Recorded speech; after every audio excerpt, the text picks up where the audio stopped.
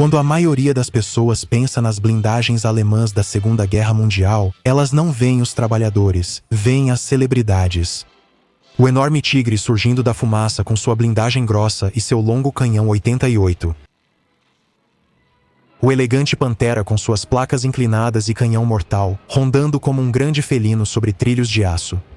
Em museus, jogos e filmes, essas são as estrelas do espetáculo, as máquinas que parecem definir a engenharia alemã, o poder alemão e a lenda alemã. Mas por trás desses mitos, outro tanque silenciosamente fez a maior parte dos combates reais. Ele entrou na Polônia em 1939 e ainda estava lutando nos arredores de Berlim em 1945. Atravessou desertos, florestas e planícies congeladas. Foi aprimorado, ajustado, levado ao limite, mas nunca saiu de cena. Esse tanque era o Panzer IV.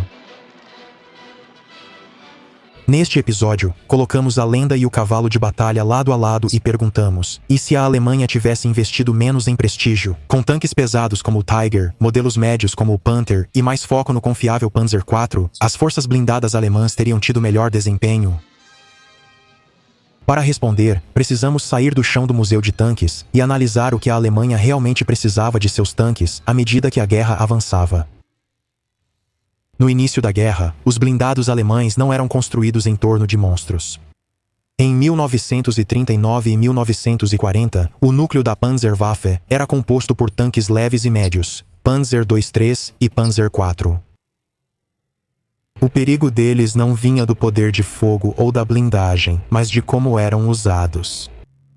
A doutrina alemã focava em velocidade, coordenação e concentração. Os tanques trabalhavam junto com a infantaria motorizada, engenheiros de artilharia e divisões de apoio aéreo aproximado, tudo projetado para se mover rapidamente, romper pontos fracos e continuar avançando.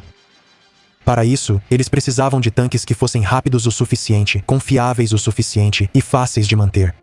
Tanques que podiam ser reabastecidos, rearmados, consertados e retornavam à batalha, eram mais valiosos que gigantes indestrutíveis, que raramente chegavam à linha de frente. Mas à medida que a guerra se expandiu para o leste, em 1941, o campo de batalha mudou. O Exército Vermelho colocou T-34S e KV-1S no campo de batalha, tanques com blindagem melhor e, no caso do T-34, proteção inclinada inteligente e trilhos largos que funcionavam bem na lama e na neve. Britânicos e americanos depois trouxeram Shermans e Churchills, com canhões mais potentes para todos os lugares. A Alemanha percebeu que os tanques inimigos ficaram mais resistentes. Ao mesmo tempo, a própria situação da Alemanha estava se deteriorando. O que havia começado como uma guerra de manobra rápida havia se transformado em uma guerra de desgaste. Em 1943, as unidades blindadas alemãs estavam lutando em vários frontes ao mesmo tempo, sob crescente superioridade aérea dos aliados e com suprimentos cada vez menores de combustível, aço e tripulações experientes. Nesse ambiente, o que a Alemanha realmente precisava de seus tanques? Ela não precisava apenas de canhões melhores ou blindagem mais espessa, precisava de uma quantidade de tanques operacionais nos pontos críticos. Ela precisava de veículos fáceis de produzir em massa, manter no campo e operar em estradas destruídas e linhas de suprimento sobrecarregadas. Esse é o pano de fundo para os três personagens principais dessa história, o Panzer IV, o Panther e o Tiger. Vamos começar com aquele que quase nunca é o protagonista das histórias. O Panzer IV começou sua vida antes da guerra como um tanque de apoio. As primeiras versões tinham um canhão de 75 mm de cano curto, projetado principalmente para disparar projéteis altamente explosivos contra a infantaria, canhões antitanque e fortificações. Ele não foi feito para ser um destruidor de tanques dedicado. Isso mudou quando as tripulações alemãs começaram a encontrar T-34S e KV-1S na União Soviética. O Panzer IV foi equipado com um canhão longo de 75 mm capaz de perfurar blindagens muito mais espessas. Sua própria blindagem foi gradualmente aprimorada ao longo dos anos. Ele evoluiu de um humilde veículo de apoio para um verdadeiro tanque médio, capaz de enfrentar blindados inimigos e ainda fornecer projéteis explosivos para a infantaria. Crucialmente fez isso sem uma reinvenção completa. O chassi básico permaneceu. As fábricas já sabiam como construí-lo. Os mecânicos já sabiam como consertá-lo. O Panzer IV nunca foi glamuroso, mas era adaptável. O Panther era algo diferente, foi uma resposta a um choque. Os projetistas alemães, impressionados e alarmados pelo T-34, tentaram criar uma nova geração de tanques médios que combinasse mobilidade, blindagem inclinada e um canhão de alta velocidade. O resultado foi o Panther. No papel, era brilhante, um canhão poderoso de 75 mm com excelente penetração de blindagem, blindagem frontal bem inclinada, velocidade razoável e boa capacidade de locomoção em terrenos difíceis. Mas esse avanço teve um preço. O Pantera era mais complexo do que o Panzer IV, com uma engenharia mais exigente, mais pressão sobre a transmissão e os redutores finais, além de sérios problemas iniciais em suas primeiras versões. Não era apenas mais um passo adiante, era uma nova máquina que precisava ser aprendida, aprimorada e sustentada. E então havia o Tigre. O Tigre 1 não foi projetado para substituir o Panzer IV. Era um tanque pesado, uma arma de ruptura. Ele carregava o famoso canhão de 88 mm capaz de destruir a maioria dos tanques aliados a longa distância. Sua blindagem era grossa, na maioria vertical, e muito difícil de ser penetrada pelas armas padrão dos aliados. No início, em um confronto direto, ele era assustador, mas era grande, pesado e caro. Ele exigia mais aço, mais tempo de máquina, mais combustível.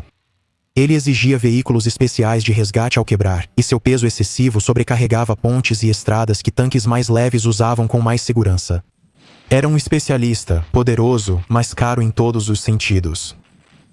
Em uma ficha técnica, todos os 3 tanques poderiam ser justificados. Mas a Alemanha não estava projetando no vácuo. Para cada Tiger ou Panther construído, algo mais deixava de ser construído. É aí que os compromissos começam a pesar. Para entender a dimensão desses compromissos, precisamos olhar para a produção e a logística. Ao longo da guerra, a Alemanha construiu cerca de 8.500 Panzer IV, tornando-o um dos veículos blindados alemães mais numerosos do conflito. Os Tigers, por outro lado, foram produzidos em apenas 1.347 unidades. O Panther ficou no meio termo, com cerca de 6.000 unidades produzidas, mais numeroso que o Tiger, mas ainda bem menos que o Panzer IV. Essa diferença não era uma questão de preferência, mas refletia o quão exigente era cada projeto. Um Panzer IV podia ser produzido em menos tempo e com menos complexidade do que um Panther ou um Tiger. Ele usava menos materiais exóticos e menos componentes de precisão altamente exigidos. Era mais fácil de adaptar às linhas de produção existentes. Em uma guerra onde as campanhas de bombardeio dos aliados visavam cada vez mais fábricas e redes de transporte, a simplicidade tinha um valor real. Um Tiger ou Panther consumia mais de tudo: mão de obra, horas, operadores qualificados, usinagem de aço de alta qualidade, capacidade de testes e inspeção. Esse esforço não era gratuito se uma fábrica focasse em Panthers em vez de Panzer IVs. O número total de tanques que o exército recebia podia cair, mesmo que cada tanque individual fosse mais poderoso. E uma vez que esses tanques saíam da fábrica, a questão logística só ficava mais difícil. Tanques mais pesados consumiam mais combustível por quilômetro, desgastavam as esteiras, caixas de câmbio e motores mais rapidamente. Eles precisavam de mais peças por veículo, além de mais veículos de resgate e tempo de oficina. Quando quebravam, transportá-los por trem era mais difícil. Atravessar pontes frágeis podia ser arriscado ou impossível. Um Tigre em um vagão ou em uma oficina não era um Tigre em posição de combate. Então veio o Rei Tigre, um tanque assustador no papel, mas um luxo que a Alemanha não podia se dar ao luxo de ter. Em 1944, apenas cerca de 489 foram construídos, e cada um consumia um enorme esforço industrial para uma máquina que era pesada, gastava muito combustível e era difícil de manter funcionando. Naquela fase da guerra, a Alemanha não precisava de um Tigre maior, ela precisava de mais tanques utilizáveis e mais rápido. O investimento nos Tigres reais poderia ter servido para construir e manter mais tanques. Panzer IVs, o tipo de tanque que a Alemanha realmente tinha capacidade de produzir em grande quantidade todas as vezes. A Alemanha optou por um projeto mais pesado e complexo que o Panzer IV. Ela decidia aumentar a pressão sobre um sistema de suprimentos já afetado por bombardeios aliados, poucos recursos e a grande distância da frente oriental. Em outras palavras, os tanques não são apenas escolhas de campo de batalha, eles são escolhas econômicas, mas construí-los é apenas metade do problema. Também precisamos perguntar quantos desses veículos realmente estavam funcionando quando era importante.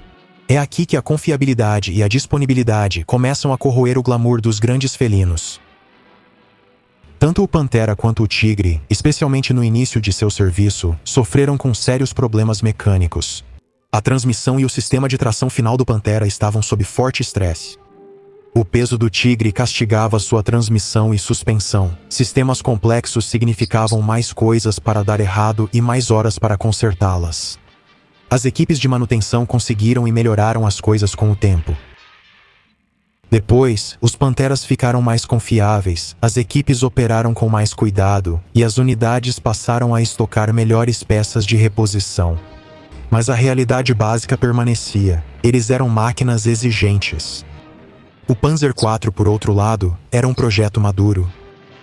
Ele estava em serviço desde o início da guerra, e seu layout e sistemas eram bem compreendidos. Suas melhorias foram evolutivas, não revolucionárias. Oficinas de campo sabiam como desmontá-lo e reconstruí-lo, as peças de reposição eram mais conhecidas e as cadeias logísticas para ele estavam bem estabelecidas. A diferença aparecia nos relatórios de força. Uma unidade com 40 Panteras no papel podia descobrir que apenas metade ou até menos estavam totalmente operacionais em determinado momento, especialmente em condições adversas. O restante estaria em vários estados de reparo, aguardando peças ou com problemas de mobilidade. Uma unidade de Tigres, com menos tanques no início, via seu poder de combate variar conforme ocorriam quebras e recuperações. Uma unidade de Panzer Quartus, apesar de não ser imune a falhas mecânicas, costumava ter mais veículos prontos para combate. Eles eram mais fáceis de manter funcionando, mais fáceis de consertar e menos dependentes de componentes frágeis na linha de frente. Os comandantes não lutavam com o número de tanques descrito na tabela de organização do batalhão, eles lutavam com o número que realmente conseguia ligar seus motores naquela manhã. No papel, as forças blindadas alemãs do final da guerra pareciam formidáveis, com Panteras e Tigres espalhados por divisões e batalhões independentes. Na prática, a história era desigual. Veículos impressionantes, geralmente em poucos exemplares, cercados por máquinas mais simples que faziam a maior parte do trabalho diário. Então, como esses compromissos se desenrolaram? Quando os combates começaram, as forças dos Tigres e Panteras eram reais e assustadoras. Em campo aberto, com bons campos de tiro, um Tigre em posição de casco oculto podia dominar as aproximações. O canhão de 88 mm tinha alcance superior ao dos tanques aliados no início, permitindo destruir veículos inimigos antes de uma resposta eficaz. As tripulações aliadas que o enfrentaram lembravam vividamente da experiência, muitas vezes com temor. O Pantera, com seu canhão de 75 mm de alta velocidade e blindagem frontal inclinada, podia fazer algo semelhante. Usado defensivamente e de frente para o inimigo, era difícil de destruir e muito letal à distância. Nas circunstâncias certas, pequenos grupos de Panteras ou Tigres podiam causar perdas desproporcionais. Essa é a história que os mitos lembram, mas há outra história, um nível acima de cada confronto espetacular, onde um punhado de grandes felinos acumulou contagens impressionantes de abates. Havia muitos dias de batalhas rotineiras em que as unidades precisavam dos tanques para apoiar a infantaria, cobrir retiradas, fechar brechas, contra-atacar e responder a avanços inesperados dos aliados. Nessas funções, quantidade e disponibilidade eram mais importantes que superioridade bruta.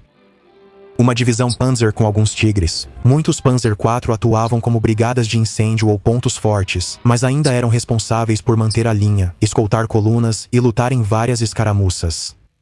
Eram tanques presentes em todos os lugares, essenciais diariamente à divisão, bem mais que os grandes felinos pesados e temperamentais. E quando o combate se transformava em terreno fechado, cidades, florestas, bocage, a vantagem do poder de fogo extremo a longa distância diminuía. Tiros laterais, emboscadas e barragens de artilharia atingiam todos os tanques, independente da espessura da blindagem frontal. Nesses ambientes, um tanque mais simples e leve, que era mais barato de substituir, fazia sentido por si só.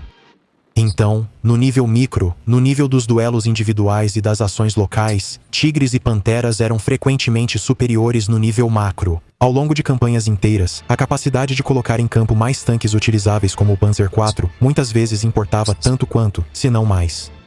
Isso nos traz de volta ao contrafactual. E se a Alemanha tivesse investido muito mais no Panzer IV e muito menos nos tigres e panteras?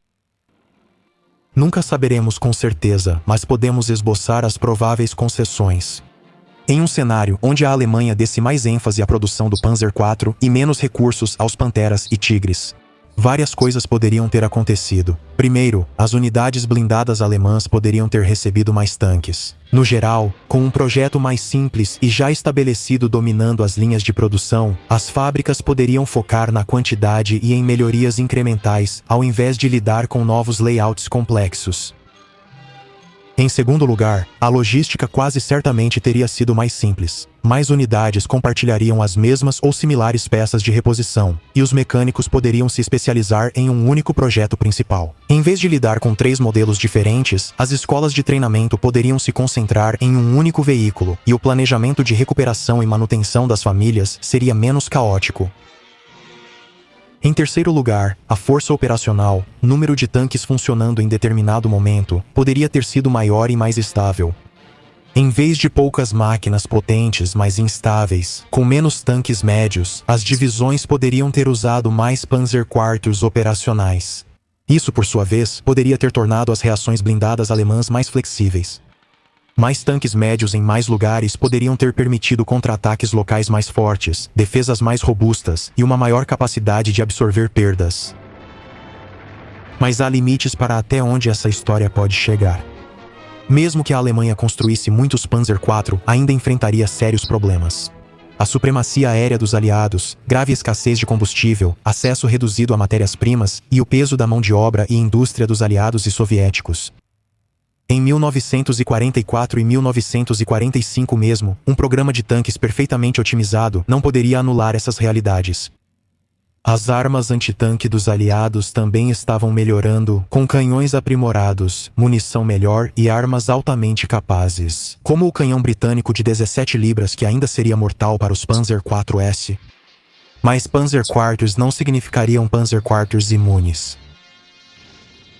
Então, a resposta honesta provavelmente é: um exército centrado no Panzer IV poderia ter sido mais coerente e sustentável. Poderia ter gasto menos recursos em máquinas impressionantes, mas difíceis de manter. Poderia ter mantido formações blindadas mais fortes por mais tempo, mas não teria revertido o curso de uma guerra já perdida no nível estratégico. Isso ainda deixa um último enigma. Se os grandes felinos eram tão caros e problemáticos, por que eles dominam a história dos blindados alemães hoje em dia?